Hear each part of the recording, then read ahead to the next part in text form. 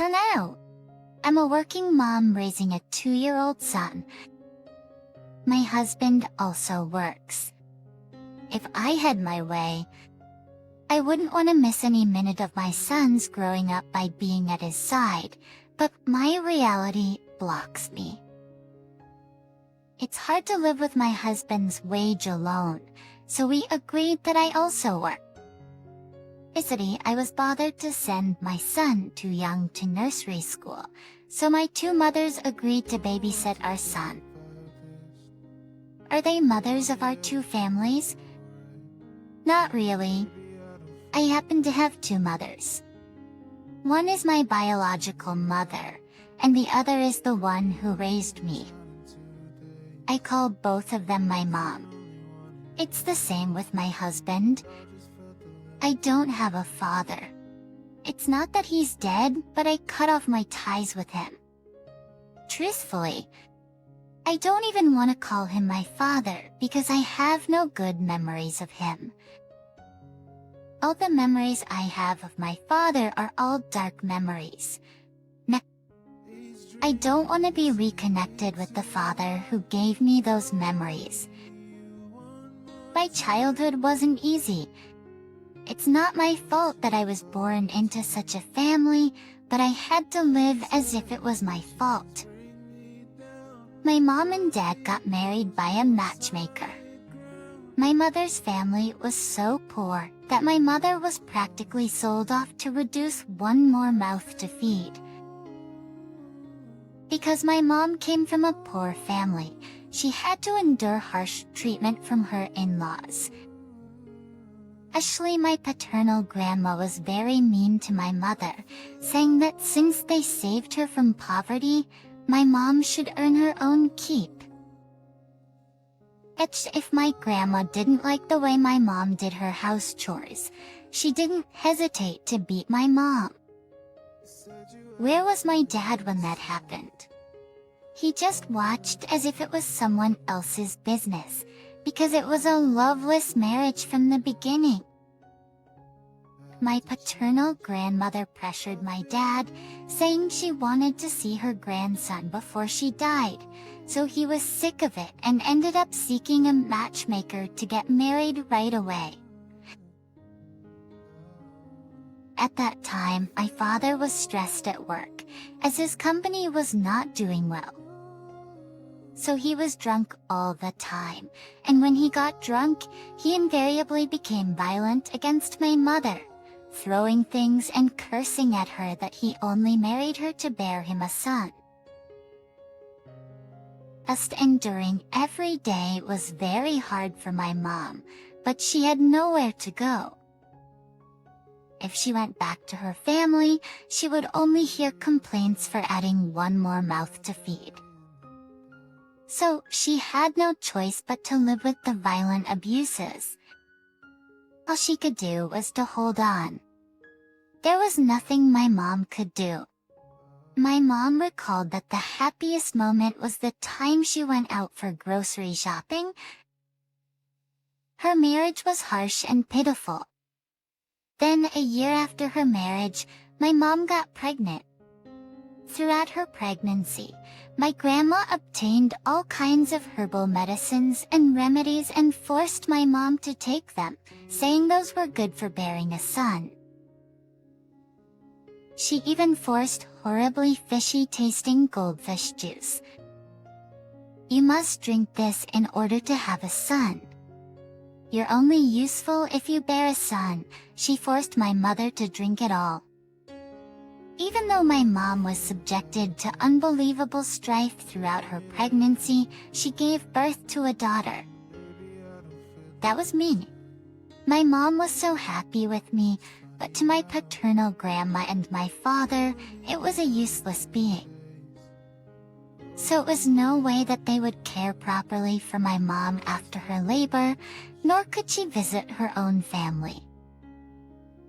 Her family not only had the means, but she would be lucky if they didn't gripe at her. Just inevitably, my mom got help to stay at someone else's home to recover from labor, where she had worked as a maid previously. She stayed there for just 10 days, but she couldn't continue to remain there. But when she barely could move, she went back to her in-laws. What waited for her was even harsher treatment than before. My grandma punished her, saying, "You aren't even useful. And you aren't even useful." I don't remember, but I heard that whenever I cried, my grandma would kick me with her foot, yelling at me to stop crying. Thus my mom was very busy hiding me. After I was born, my father stopped beating up my mom after his drinking. However, to my grandma, my mom was a guilty sinner for giving birth to a daughter. Of course, that meant no birthday parties. My mom secretly bought a small cake to celebrate my first birthday. There is a photo of it, and looking at it now, it was indeed a humble one. As time went on, my grandma's abuse became worse, and my mom could hardly bear it. Then, one day, someone came to our house. When my mom opened the door, she found an old acquaintance from her old neighborhood before she got married. My mom was so glad to see her and asked her why she came. The woman complained to my mom, saying, "Your mom missed you so much. Even though she had to get you married off like that, how could it be like this? I definitely called your mother-in-law to give the news, but how could you not come? I didn't hear from you even after your mom's funeral, so I couldn't wait any longer. So I came personally to see you." My mom heard that and she collapsed on the floor. She didn't even know that her mom had passed away. I didn't know. I didn't hear that my mom had passed away. At that time, my paternal grandma came in. She stared at the woman. "I'm the one who called you a week ago. I was the one who told you the news about the funeral of your daughter-in-law's mother. You do remember, don't you?" "I remember." "Why did you come here? Because she didn't go to the funeral. If so, go back. If she's married, she's now our family member. She's too busy caring for her husband and doing the house chores. So, why are you looking for her?" "That's why I didn't tell her. I believe her family understands our position well enough." My grandma said it nonchalantly. Again, that the woman became so bewildered that she yelled at her what kind of person she was. What in the world do these people live by? You worked her to death and not allow her to visit her family even once. Yet how could you forbid her to attend her own mother's funeral? Is this a humane thing to do? Then my paternal grandma threatened to call the police if she continued and went into her house. My mom's neighbor held my mom, who just sat blankly in shock, saying, "How in the world did you meet such a cruel person as your in-law?" Then she hugged my mom. My mom cried for a long time in her arms. Then my grandma yelled, "If you are going to cry, get out of the house to cry because you are chasing all the luck away." My mom wiped away her tears when my grandma screamed at her. Then she followed her neighbor to go to her mother's grave. My mom never came back. My grandma was furious. She ran away from her burden selfishly. My grandma yelled at me, who was just 4 years old. My dad also was bewildered by this situation. Starting from the next day, I was the one who had to live with the abuses that my mother used to receive. But sure, as soon as my mom left, my grandma urged my dad to remarry as soon as possible. She brought some photos of women for him to go on a blind date to choose his bride. Your mother is breaking her back taking care of that thing in my old age. You need to get someone to take care of the kid." It was a lie for her to say that she was taking care of me. Nevertheless, my dad remarried when I was 6 years old. My stepmother was also a daughter of a poor family. No, it was worse. Her parents had passed away, and one sister she had got married and had no more contact. It was no different for my new stepmother as with my mom. As soon as she arrived, she was subject to abusive treatment and was pressured to bear a son. My father acted the same way. While she did her arduous chores, my stepmom took care of me with love. But from the first day we'd met, she hugged me warmly. At first, I was awkward with my stepmom. I was confused since I still had the memory of my mom. My stepmom understood that and patiently waited for me to open up to her. I warmed up to her little by little after seeing her like that, and when I was 7, ready to go to my first grade. I addressed her as my mom naturally, and we became like any mother and daughter. In retrospect, it was a difficult time for her due to my paternal grandma's eccentric behavior and my dad's apathetic attitude. But still, I was able to make it through by being with my stepmom. My dad started drinking again. He started beating up my stepmom the way he did with my birth mother. Things began to get worse again at his work. Then one day, when I was in 4th grade, my stepmom woke me up at early dawn. "Diane, get up and get dressed. Don't make a sound." My stepmom was already all dressed, and I got dressed rubbing my sleepy eyes. In the meantime, my stepmom packed up my clothes and books. Then, she took my hand and snuck outside quietly on tiptoes. After walking for a long time, we reached an old motel in a dark alley, and she and I spent the night there. The following day, my stepmom led me to a bus terminal and got on an express bus. I asked her where we were going. "From now on, just you and I will live together, so be sure to hold on to my hand."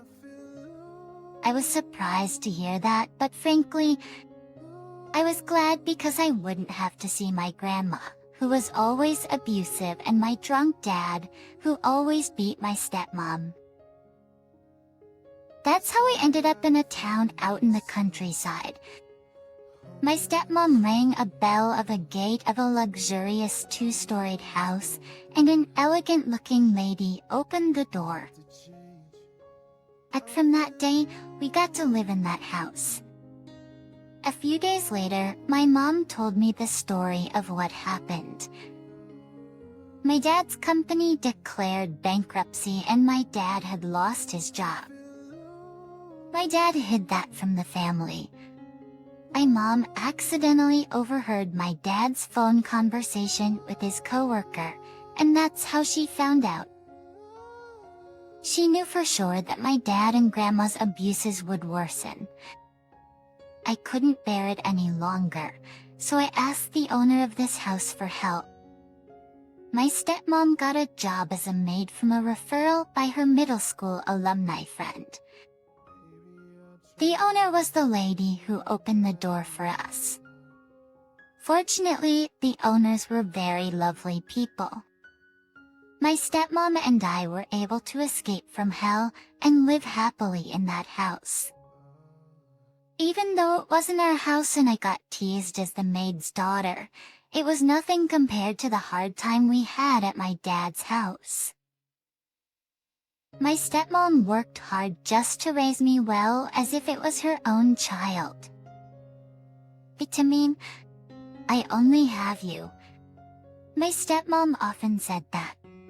to me, and I only had my stepmom.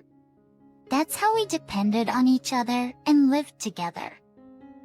Aita, mistress of the house, was generous, and when I attended school, she bought me clothes and school supplies. They had a son who went abroad to study, so in the house were just the owner and his wife. When the owner went to work, his wife was home alone doing nothing. Perhaps out of boredom, she often played with me. Thanks to them, I was able to finish my high school here with ease. Actually, my grades were good enough to go to college, but I gave that up early and prepared to get a job. If I work hard enough, I'll be able to send you to college, so please go. Okay. My stepmom tried to persuade me to go to college, but I told her I wanted to rush to get a job and earn money instead. In truth, I had no yearning to go to college. After I graduated from high school, I became 19 years old. We moved from the house where my mom worked for over 10 years as a maid. We were able to rent a small apartment with the money we had saved up. As the owner's wife was sad to see us leave, but she also congratulated us because she knew well how we had lived. On the day of our move, my mom and I had some Chinese food delivered and celebrated our move with a small cake we bought. But now that we got to live together on our own, we made a vow to live well like everyone else. Soon, I got a job at a company. Even though we moved out, she continued to work for the mistress. After I worked for 3 years, I got to meet with my current husband, and we dated for about 2 years and got married.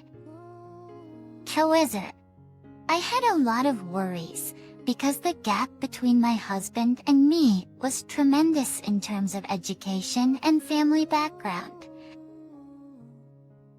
I was a runaway living with my stepmom with no money as a mere high school graduate. How lucky I was to meet such great in-laws as mine. When both sides of the family first met, my mother-in-law did not look down on my family background, but rather comforted me, saying that I went through a lot. She said to my stepmom that she was a great mother to be respected, and said that it was an honor to make a tie as a family. We are grateful for sending your daughter, who's been raised with care, so you didn't prepare anything for the wedding. We'll be satisfied with having just Diane herself. My mother-in-law declined any wedding gifts or help for the wedding. But with my mother-in-law's kindness, my mom shed her tears. She was grateful and she apologized. Thanks to my wonderful parent-in-law, my husband and I were worry-free and could prepare for our wedding. We selected our wedding date and began preparing for the wedding in earnest. One day, my stepmom and I went to look for my wedding dress. After choosing my wedding dress, we were going to reserve for my husband's tuxedo. I was chatting away with my stepmom while looking over the wedding dresses when we heard a loud ruckus. My stepmom and I turned our heads simultaneously toward the noise and saw a family fighting. Then, the family seemed a little odd. It was a middle-aged couple with a young woman who appeared to be their daughter around my age. Then, beside her, was one more woman around my stepmom's age. Why did you bring her? It is so annoying, the young woman shouted angrily. Calm down. Just think of her as someone who holds your bags and be patient. The middle-aged woman tried to console her. Next to them was the woman who had her head down, as if she were a sinner. At that moment, I heard a voice that exploded in my ear. "First of all, let's eat and come back." That was definitely my father's voice. My stepmom seemed to have recognized him also, and with surprised, widened eyes, she looked at me. He approached toward them. When we got near, the middle-aged man definitely was my father. My stepmom and I got so bewildered that we started to walk backward, but at that moment, my father's eyes met mine. My dad looked surprised when he saw me, but his eyes widened with even more surprise to discover my stepmom who was behind me. First, with the passage of time, he didn't readily recognize me, but it seemed he recognized my stepmom immediately. Then the young woman next to him asked who we are. My dad did not say anything. It was amazing that he got married again after my stepmom and I left home. It was strange to see that he had another daughter and raised her to that point and was living well. In that instant, I suddenly became courageous. Congratulations, you finally have found your fate after getting married 3 times. My dad became flustered at my words, and the 2 women also became bewildered. The only one who wasn't affected was the one around my stepmom's age, standing humbly with her head down. She wasn't affected but lifted her head and stared directly at me. Then, immediately, her eyes teared up. I am shocked at her appearance. She was my biological mother who abandoned me. And ran away. As soon as she saw me, she called my name. Ayan, and rushed over to hug me hard. I just stood there blankly in shock.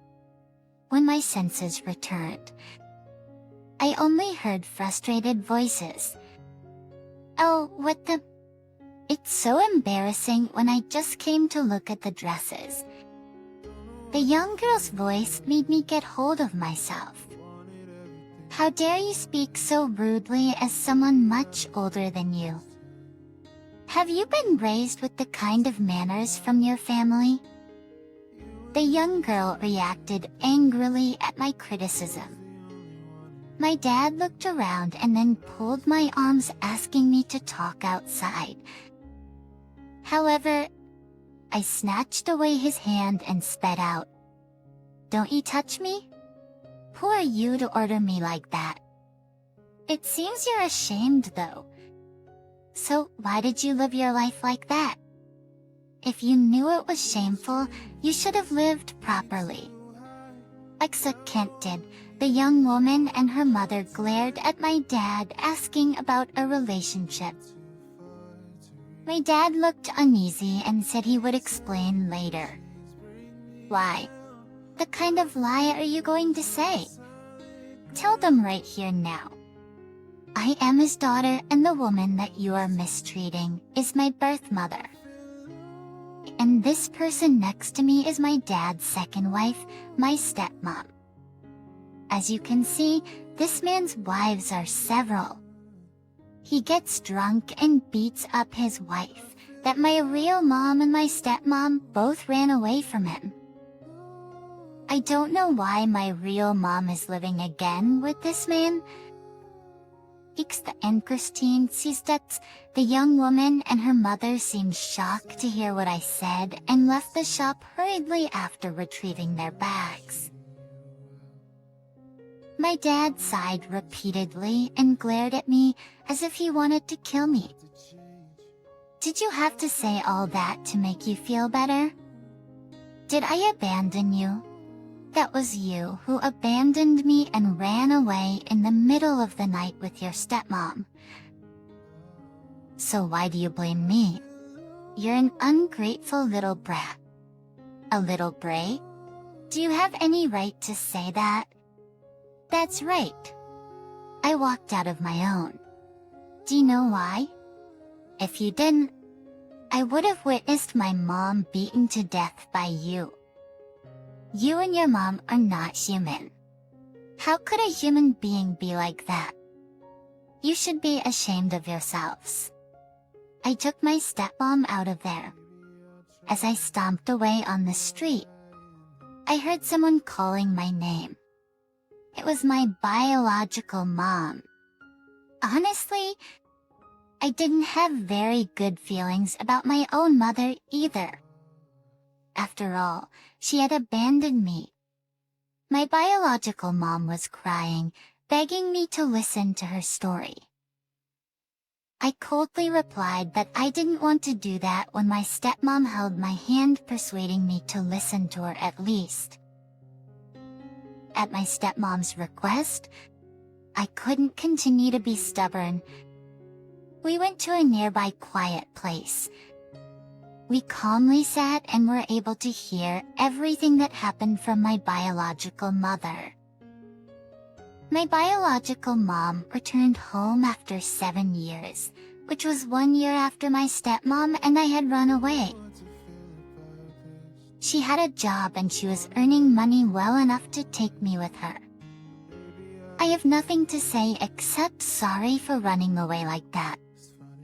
I know it's an unforgivable sin, however, I was going to come back for you someday. My mom confessed, crying. However, when she went home, I was no longer there. My dad, who had lost his job and failed in his marriage twice, would not let my biological mom leave. So she was forced to be reunited with him. Then, her hard life restarted. My dad continued to beat my mom whenever he got drunk, and my paternal grandma continued her brutal abuses. Fortunately, my grandma passed away shortly, and she was free from the tyrant. On the other hand, my dad started to go around womanizing. He would spend all his money on his mistresses, and started to have my mom work as a maid for his mistresses. The current girlfriend he was seeing was a divorcee. She was that young woman's mother. Mom, are you a fool? Why didn't you run away like before? Why did you live like that? I shouted, weeping. I didn't know whether you might return home, so I stayed. When my stepmom heard that, she hugged my biological mom tightly. The two women, who endured such harsh times, embraced each other, and wept for a long time. When I saw them like that, my heart broke. But sure, I was accompanied by a lawyer and went to my dad's house. But today, I took my mom up there. It was thanks to my parents-in-law. My father-in-law hired an attorney for me. It was with the help of the attorney, my biological mother started the divorce proceedings, and the court fight began when we also sued for my dad's violence against my two mothers. At first, my biological mother's divorce case was finalized and was awarded its judgment. Then the suit against violence and imprisonment also got finalized. My dad was ordered to pay the alimony and compensatory money for pain and suffering for both mothers.